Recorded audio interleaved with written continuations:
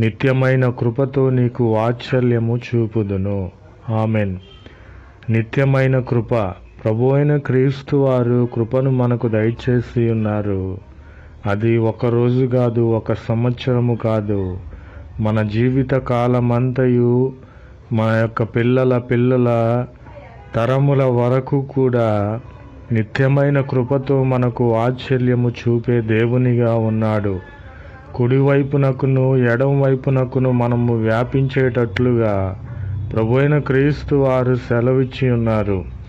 కాబట్టి మనము ఒంటరిమని, నాకు ఎవరూ లేరని మనం అనుకొనిచున్నామేమో. కాబట్టి ప్రభువైన క్రీస్తు వారు మన యొక్క సంతానము అన్యజనుల దేశమును స్వాధీనపరుచుకునేటట్లుగా ప్రభువైన క్రీస్తు వారు సెలవిచ్చి ఉన్నారు. మనము ఎడమ